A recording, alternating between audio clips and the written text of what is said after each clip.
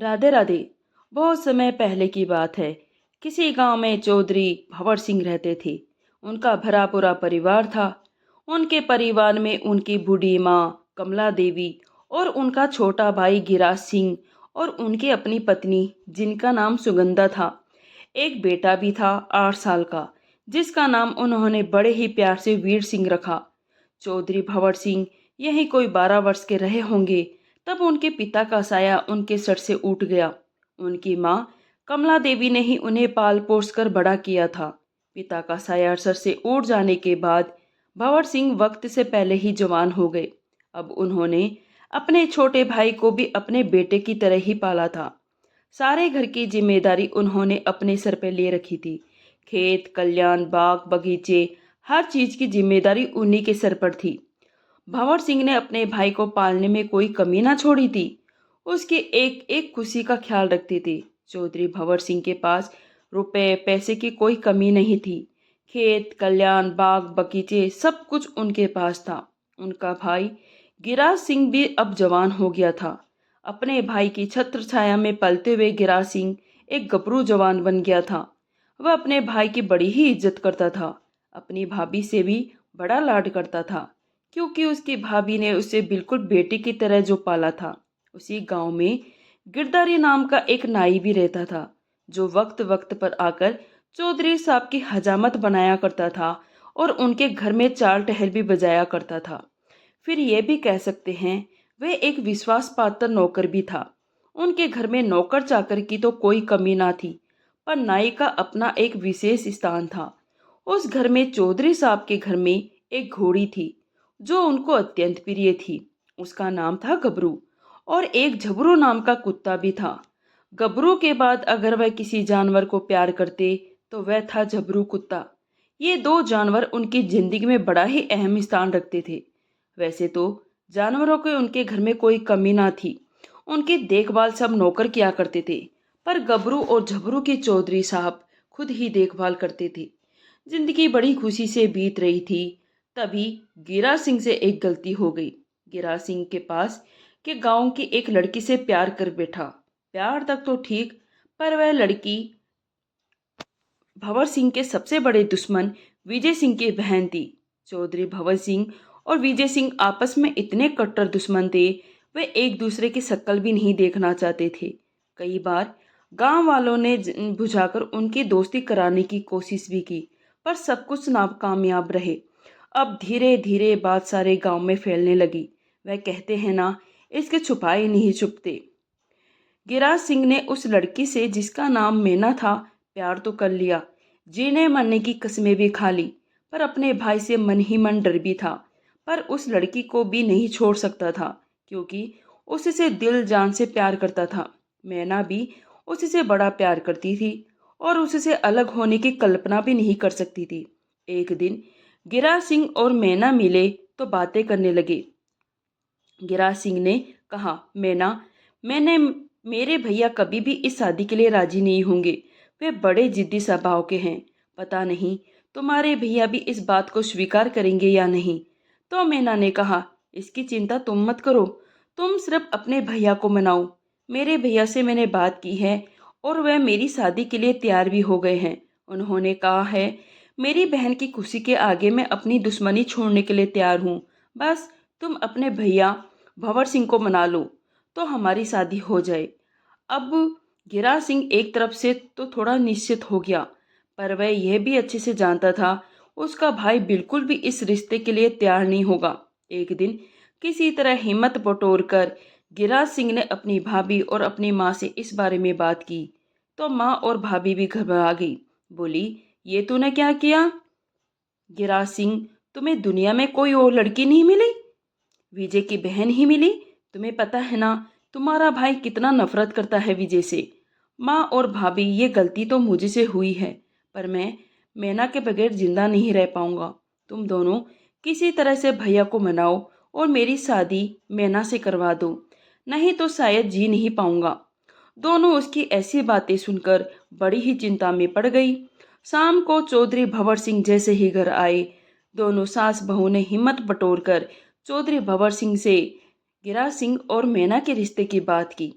जैसे ही चौधरी को पता चला मैना विजय सिंह की बहन है, तो चौधरी गुस्से से आग बबूला हो गया और बोला, माँ, तुमने ये कैसे सोच लिया? मैं अपने दुश्मन की बहन से अपने भाई की शादी करवा दूंगा? ऐसा हरगिज नहीं हो सकता। मेरे जीते जी तो बिल्कुल नहीं हो सकता। इतना कहकर वह वहां से चले गए। अब दोनों सास बहू थरथर कांपने लगी। अब अब गिरा सिंह को क्या जवाब देगी? वह तो पूरी उम्मीद लगाए बैठा है कि भाभी और माँ आज भैया को मना ही लेगी। चौधरी ने यह ऐलान कर दिया, अगर गिरा सिंह मैना से शादी करेगा तो मैं उस घर से निकल जाऊंगा। माँ ने बार बार उसे समझाने की कोशिश की, पर चौधरी नहीं माना। गिराज सिंह मैना से शादी तो करना चाहता था, पर अपने भैया के खिलाफ जाकर नहीं करना चाहता था। सो उसने मैना से मिलकर कह दिया, मैं भैया के खिलाफ जाकर शादी नहीं करूंगा और मेरे भैया इस शादी के लिए तैयार नहीं होंगे, तो बेहतर है कि अब हम दूर हो जाए। दिल पर पत्थर रखकर वह ये बात तो बोल आया, पर वह क्या खुद रह पाएगा? इस बात का वह फैसला खुद भी नहीं कर पा रहा था। इधर माँ बार बार अपने बड़े बेटे चौधरी पर दबाव दे रही थी, बेटा, अपने भाई की खुशी के कारण तू इस नफरत को भुला दे। पर चौधरी साहब टस से मस न हुए। अपनी घरवाली और माँ के प्रेशर से तंग होकर एक दिन चौधरी ने सोचा, मैं शादी तो ये नहीं होने दूंगा, चाहे मुझे ये घर ही छोड़ना क्यों ना पड़े। और ऐसा सोचकर एक दिन रात के अंधेरे में चौधरी ने घर छोड़ दिया और घर से निकल गए। सुबह हुई तो सबने देखा चौधरी साहब अपने कमरे में नहीं है। चारों तरफ ढूंढ लिया, खेतों पर जाकर देखा, बाग में देखा, पशुओं के पास गौरी, घोड़ी के पास झबरू, कुत्ते के पास देख लिया, पर चौधरी का कहीं नामो निशान ना मिला। सारे लोग चिंता में डूब गए। इसी तरह कई महीने गुजर गए, ना तो चौधरी डूब गए। इसी तरह कई महीने गुजर गए, ना तो चौधरी साहब खुद लौट कर आए और ना ही खोज करता ही उन्हें खोज पाए। माई ने बहुत सारा धन अपने नौकरों को देकर उन्हें खुजवाने की बहुत कोशिश की थी। मना कर लाना तो दूर की बात, कोई उन तक पहुंच भी नहीं पाया। एक दिन गिरधारी नाई घूमते घामते माई के पास पहुंचा और सबका हालचाल पूछा, तो माई का उदास चेहरा देखकर गिरधारी ने पूछा, क्या हुआ माई, इतनी उदास क्यों हो? हमें भी बताओ, कोई बात है तो। माई परेशान होकर बोली, क्या बताऊं गिरधारी बेटा, तुम्हारे बड़े चौधरी साहब ना वह घर से गुस्सा होकर निकल गए हैं। कई महीने हो गए, ना तो कोई उनको मना कर ला पाया और ना ही वह खुद लौट कर आया। बहू का उतरावा चेहरा देखती हूँ तो कलेजा मुंह को आता है। छोटे बेटे का भी चेहरा उतरा रहता है। अब बताओ, इस घर को मैं कैसे संभालूं? माई को परेशान देखकर गिरधारी भी परेशान हो गया। अब माई ने बड़ी आस भरी नजर से गिरधारी को देखकर कहा, गिरधारी, क्या तुम हमारे बेटे को मनाकर ला सकते हो? रास्ते में खर्च होने वाला सारा धन मैं तुम्हें दूंगी, बस तुम मेरे बेटे को वापस ले आओ। गिरधारी ने कुछ देर सोचा और माई से बोला, माई, अगर मैं चौधरी साहब को खोज भी लूं तो वे वापस तो आएंगे नहीं। जिद्दी बड़े हैं, मेरी बात कौन सा सुनने वाले हैं। पर मैं कोई जुगत लगाकर, कोई तरीका निकालकर उन्हें वापस लाऊं तो मेरी जान की सलामती तुम्हें करनी होगी। माई ने कहा, बेटा, तुम हमारे बेटे को वापस ले आओ। गिदारी नाई ने माई से एक घोड़ा और कुछ रास्ते में खर्च करने के लिए धन ले लिया और चल दिया चौधरी साहब को मनाने के लिए। आसपास के 5-6 गांव में खोज लिया, पर चौधरी साहब का कोई पता नहीं चला। अब गिरधारी ने दूर के गांव में तलाशने की सोची। धीरे धीरे 1 महीना बीत गया, पर चौधरी साहब का कोई पता नहीं चला। गिरधारी भी अब परेशान हो चुका था, सो उसने अपने गांव लौटने का इरादा कर लिया। वह अपने गांव लौट ही रहा था कि एक गांव के बीच से होकर गुजरा तो उसे प्यास लगी। उसने एक बुजुर्ग को चौपाल पर बैठे देखा तो राम राम करके उसके पास बैठ गया। उस बुजुर्ग ने गिरधारी को ऊपर से नीचे तक देखा और सोचा, लग तो अच्छे घर के रहे हो, परदेसी मालूम होते हो। सो उसने पूछ ही लिया, बेटा, कहाँ से आए हो? परदेसी मालूम होते हो, आसपास के तो नहीं हो, क्योंकि पहले तुम्हें कभी नहीं देखा। तो गिरधारी ने कहा, बाबा, परदेसी ही हूँ, किसी सराय की तलाश कर रहा हूँ। एक रात रुककर अपने गांव चला जाऊंगा, पर यहाँ मुझे कोई सराय नहीं दिखी। मुझे प्यास भी लगी है, क्या मुझे पानी मिलेगा? बाबा ने एक लोटा जल लाकर गिरधारी को पिलाया। जब गिरधारी जल पीकर तृप्त हो गया तो बुढ़े व्यक्ति ने कहा, बेटा, इस गांव में कोई सराय तो नहीं है, पर अगर तुम्हें ऐतराज नहीं है तो एक रात तुम मेरे घर में रुक सकते हो। अभी रात भी होने वाली है, रात में कहाँ ही जाओगे? खाना खाओ और यहीं ठहर जाओ। एक रात अब अंधा क्या चाहे, दो आंख। गिरधारी ने बुजुर्ग की बात मान ली। बुजुर्ग उठा, अपने घर वाले को खाना बनाने के लिए बोलकर चिलम भरकर ले आया। अब दोनों बैठ गए होकर गुड़गुड़ाने लगे। गिरधारी ने जैसे ही कस लिया तो उसे तंबाकू का स्वाद जाना पहचाना लग रहा था।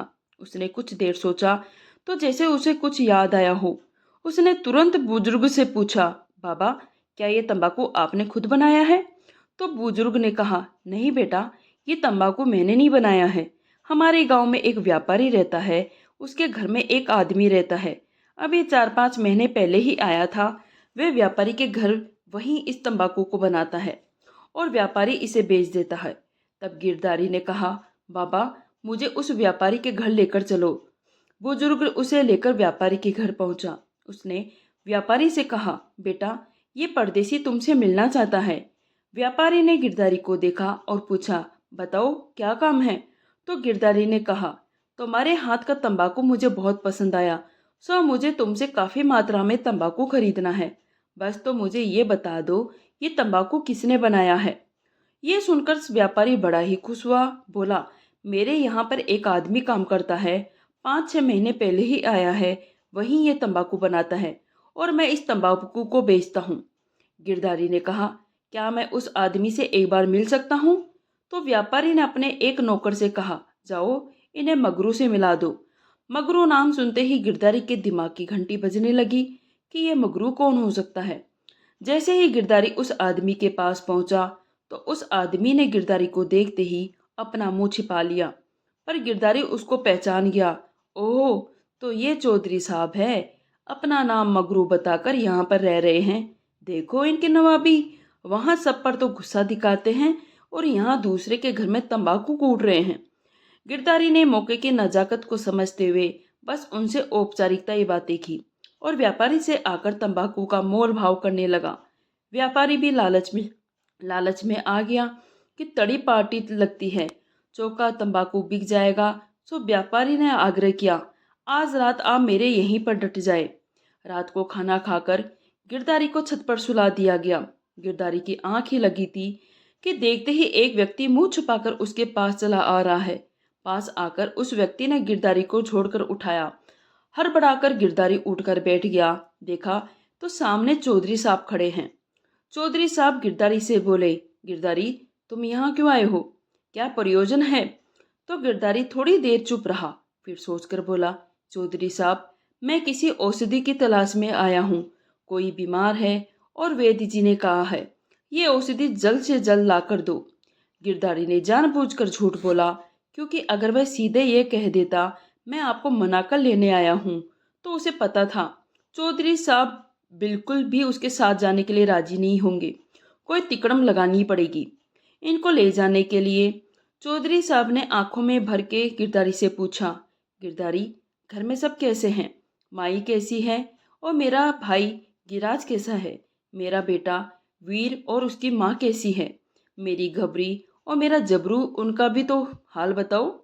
ये सुनकर गिरधारी थोड़ी देर के लिए चुप रहा, फिर परेशान होता हुआ बोला, सब ठीक है चौधरी साहब, बस आपकी गबरू घोड़ी। इतना कहकर गिरधारी चुप हो गया।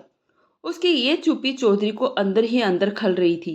उसने पूछा, गिरधारी, चुप क्यों हो गई? क्या हुआ गबरू को? अब गिरधारी बोला, मालिक, क्या बताऊं, आप तो चले आए नौकर कहाँ इतना ध्यान रखते हैं अच्छे से। गबरू ने जंगली घास खा ली, जिसकी वजह से गबरू की तबीयत बड़ी खराब हो गई। कई वैद्य को बुलाया पर गबरू ठीक ना हो सकी। संध्या पहर उसने दम तोड़ दिया। जैसे ही ये सुना चौधरी साहब बिलक पड़े और रो पड़े। अब गबरू, हाय मेरी गबरू कहकर चौधरी साहब बिलक कर रो पड़े। गबरी, हाय मेरी गबरी कहकर रोने लगे। गिरधारी नाई उन्हें सांत्वना देने लगा। बोला, मालिक साहब, गबरी तक तो ठीक है, पर आपका झबरू कुत्ता। इतना कहकर गिरधारी फिर चुप हो गया। उसकी चुप्पी देखकर चौधरी साहब को फिर से कोई आशंका हुई और बोले, गिरधारी, मेरा दिल बैठे जा रहा है, अब झबरू को क्या हुआ? गिरधारी उदास होते हुए बोला, अब क्या बताऊं मालिक, घरे का झूठा पानी झबरू ने पी लिया, जिससे उसे संक्रमण हो गया और थोड़ी देर बाद तड़पते हुए उसने भी दम दे दिया। दोनों को एक साथ ही दफना दिया गया है। मालिक साहब, अब चौधरी साहब ने जैसे ही ये बात सुनी, एक गम क्या कम था, घड़ी घोड़ी का अब झबरू कुत्ता भी चला गया। उनकी आंखों में आंसू आ गए और चौधरी साहब सुबकने लगे। चौधरी को चुप कराते हुए गिरधारी बोला, जानवरों की तो बात फिर भी ठीक है मालिक साहब, पर माजी अब माजी कहकर फिर से रुक गया। गिरधारी माजी सुनकर तो चौधरी साहब के प्राण गले में अटक गए। जोर से बोले, गिरधारी सही सही बता क्या हुआ माजी को।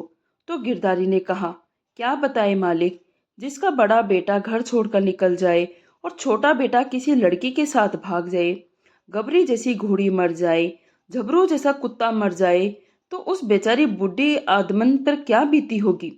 सो माजी भी चल बसी। इतना सुनना था, चौधरी साहब दहाड़ मारकर रोने लगे। हाय माई, मुझे छोड़कर कहाँ चली गई। मैं कितना पापी हूँ जो अपनी माई और अपने परिवार को छोड़कर घर से निकल आया और अपने आप को कोसने लगा। गिरधारी नाई को यह सब अच्छा तो नहीं लग रहा था, पर उन्हें किसी तरह से चौधरी साहब को घर तो ले जाना ही था। सो अपनी बात जारी रखते हुए बोले, चौधरी साहब अपने आप को संभालिए। माई का तो फिर भी बुढ़ापा था, पके हाथ पके पैर थे, सो चल बसी। पर आपका बेटा वीर, इतना बात कहकर फिर से गिरधारी चुप हो गया। अब तो मानो चौधरी तड़प और गिरधारी की गर्दन पकड़कर बोला उठा और गिरधारी की गर्दन पकड़कर बोला, गिरधारी अगर मेरे बेटे को कुछ भी हुआ होगा ना, तो मैं तुझे जिंदा नहीं छोड़ूंगा। गिरधारी अपना गला छुड़ाते हुए बोला, चौधरी साहब पहले मेरी पूरी बात तो सुन लो। माई के गुजर जाने के बाद बड़ी मालिक को भी जैसे सदमा लग गया, वह भी बिस्तर से लग गई। अब छोटे मालिक वीर सिंह का कोई ध्यान रखने वाला ही नहीं बचा, सो वह भी बीमार हो गए और उनकी ही औषधि लेने के लिए मैं दर दर भटक रहा हूँ। जैसे ही चौधरी ने ये वचन सुने, एकदम से उठा और बोला, मुझे अभी घर जाना है। तुम्हारा घोड़ा कहाँ है? मुझे अपना घोड़ा दो। तुम्हें जिस तरह आना है तुम वैसे ही आ जाना। मुझे अपने बच्चे को देखना है। सब कुछ तो मैं खो चुका हूँ, अपने बच्चे को तो नहीं खोना चाहता। मुझे उसके पास जाना है। इतना कहकर चौधरी घोड़ा लेकर सरपट दौड़कर वहां से चल दिया। पीछे से गिरधारी नाई चिल्लाता रह गया, चौधरी साहब मुझे भी साथ ले लो, मुझे भी तो उसी गांव में जाना है। पर चौधरी साहब ने उसकी एक ना सुनी। गिरधारी मुझको को ताव देखकर मंद मंद मुस्कुराता रहा। कोई बात नहीं चौधरी साहब, घर तो मैं कैसे भी आ जाऊंगा, पर मुझे खुशी इस बात की है, मैं आपको मना कर ले जा रहा हूँ। गिरधारी ने उसी व्यापारी से एक घोड़ा खरीदा और वह भी गांव की तरफ चल दिया। पैसे की उसके पास कोई कमी ना थी। माई ने काफी सारा धन उसे रास्ते में खर्च करने के लिए दिया था। उधर चौधरी दौड़ा हुआ चला जा रहा था, घोड़े पर उड़ता मरता रात रात में उसने पूरा सफर तय कर लिया, कहीं पानी पीने के लिए भी नहीं रुका। दिन के निकलते ही चौधरी अपने गांव में घुस गया। गांव में पहुंचते ही पूरा दोपहर हो गया तो क्या देखता है, तालाब के किनारे पर उसकी गबरी घोड़ी खड़ी है। पहले तो चौधरी ने यकीन नहीं किया, उसको लगा किसी और की घोड़ी होगी। पर जैसे ही गबरी घोड़ी ने चौधरी साहब को देखा तो नौकरों के हाथ से छूटकर सरपट दौड़ते हुए चौधरी साहब के पास आ गई और उनके गले लग गई। चौधरी साहब गबरू को देखकर भावुक हो गए। उन्हें यकीन नहीं हो रहा था गबरू जिंदा है। तभी झबरू कुत्ता दौड़ता हुआ आया और चौधरी साहब की गोद में चढ़ गया। झबरू को देखकर तो चौधरी साहब के आश्रय का ठिकाना ही नहीं रहा। वे कुछ समझ ही नहीं पा रहे थे। इधर नौकरों ने दौड़कर माई को सूचना दी कि चौधरी साहब वापस आ गए हैं। इतना सुनते ही माई दौड़ी दौड़ी आई। इधर चौधरी साहब ने जैसे ही दहलीज पर कदम रखा, माई को सामने पाकर उनकी खुशी का ठिकाना न रहा। माई से गले लगकर जोर जोर से रोने लगे। बोले, ओ माई, मैं तुम्हें जिंदा देखकर बता नहीं सकता मैं कितना खुश हो रहा हूँ। और मुझे झूठी खबर क्यों दी गई? अब मेरा वीर कैसा है ये भी मुझे बता दो। उसकी माई कैसी है ये भी मुझे बस सुना दो। मुझे से डटा नहीं जा रहा है, मेरा कलेजा फटा जा रहा है। माई ने कहा, क्यों, वीर को और उसकी माई को क्या हुआ? वह दोनों तो भले चंगे हैं। ये सुनकर चौधरी साहब की जान में जान आई। अब वह समझ चुके थे ये सब नाई की कारस्तानी थी। चौधरी साहब को बड़ा गुस्सा आया। अपनी बंदूक उतार कर बोले, आज नाई को जिंदा नहीं छोड़ूंगा। साले ने रात को ही दौड़ा दिया। माई ने बोला, तो उसको कुछ नहीं करोगे? वह तो मेरे कहने पर तुम्हें मना कर लाया है। अब मुझे नहीं पता उसने तुमसे क्या कहा, क्या बोला, पर तुम एक बात बताओ बेटा, अगर वह झूठ नहीं बोलता, तुम्हें तिकड़म लगाकर वापस ना लेकर आता, तो क्या तुम वापस आते? ये बात सुनकर चौधरी साहब का गुस्सा शांत हो गया। उधर नाई भी पीछे पीछे गिरते पड़ते पहुंच गया और एक पेड़ की ओट में खड़े होकर सारी बातें सुन रहा था। उसने सोचा, अभी सामने जाना ठीक नहीं है, मामला जब शांत हो जाएगा तभी सामने जाऊंगा। अब चौधरी साहब को गिराज सिंह का ख्याल आया तो बोले, माई, गिराज तो भाग गया ना उस लड़की के साथ? माई बोली, वह कहीं नहीं गया है, उसने तो तुम्हारी खातिर उस लड़की को भी छोड़ दिया। बेचारा गमगीन होकर एक कोने में पड़ा रहता है, ना ना कुछ खाता है ना पीता है। चौधरी ने जब ये सुना तो उसे अपने भाई पर बड़ा ही गर्व हुआ। फिर से सीना चौड़ा करके बोला, वह लड़की गिराज के लायक भी नहीं थी, मैं तो अपने गिराज के लिए उससे भी 10 गुना सुंदर लड़की लेकर आऊंगा। तभी पेड़ की ओर से नाई निकलकर बाहर आया और दुआ सलाम करके चौधरी साहब के सामने खड़ा हो गया। चौधरी को उसको देखकर गुस्सा तो बहुत आया, पर अपने माँ का ख्याल करके चुप रह गया। अब नाई ने धीरे से कहा, चौधरी साहब, अब भी मान जाओ, बड़ी मुश्किल से तो तुम्हें मरी घोड़ी, झबरू कुत्ता, मरी माई और बीमार बेटा वापस मिले हैं। ऐसा ना हो ये सब तुम्हारे हाथ से फिर से खो जाए, सो ऐसी नौबत ना आने दो। चौधरी साहब, इस रिश्ते के लिए हाँ कर दो। आपके छोटे भाई ने तो आपकी इज्जत का ख्याल रख लिया, पर आपसे उसकी खुशी का ख्याल नहीं रखा जा रहा। फिर गिरधारी अपना मुंह चौधरी के कान की ओर नजदीक ले जाकर बोले, चौधरी साहब, यहाँ इतनी अक्कड़ व्यापारी के घर तो तंबाकू कूट रहे थे, बस इतना सुनना था। चौधरी साहब की गर्दन शर्म से नीचे झुक गई। उन्होंने हाथ के इशारे से गिरधारी को चुप रहने को कहा और शादी के लिए अपनी मजदूरी दे दी। बड़ी धूमधाम से गिरिराज सिंह और मैना का विवाह संपन्न हुआ। मैना वधू बनकर जब चौधरी के घर आई तो उसने अपने मधुर व्यवहार से सबका मन मोह लिया। मैना का व्यवहार देख चौधरी साहब को अब अपने किए पर पछतावा हो रहा था। अब चौधरी साहब के घर में खुशहाली ही खुशहाली थी। गिरधारी नाई को भी ढेर सारा इनाम देकर अपने घर में एक अच्छी पद पर नौकरी पर रख लिया था। तो दोस्तों, ये कहानी हमारी समाप्त होती है। आज की हमारी कहानी कैसी लगी, कृपया हमें कमेंट बॉक्स में कमेंट करके ज़रूर बताएं। और हाँ दोस्तों, आप किस देश से, किस कोने से हमारी कहानी सुनते हो, ये भी हमें ज़रूर बताएं। अगर आपने हमारे चैनल को अभी तक सब्सक्राइब नहीं किया है तो प्लीज़ सब्सक्राइब कर ले। कहानी थोड़ी भी अच्छी लगी हो तो एक लाइक ज़रूर कर दे और अपना सपोर्ट हमारे साथ ऐसे ही बनाए रखें। आप सबके सपोर्ट की हमें बहुत ज़्यादा आवश्यकता है। सभी सबके अंदन भंडार भरे रहे, सब सुखी रहे, स्वस्थ रहे, ऐसी कामना के साथ मैं उर्मिला जंगीड़ आप सबसे विदा लेती हूँ और अगले कहानी के साथ मिलती हूँ। राधे राधे, जय श्री कृष्णा।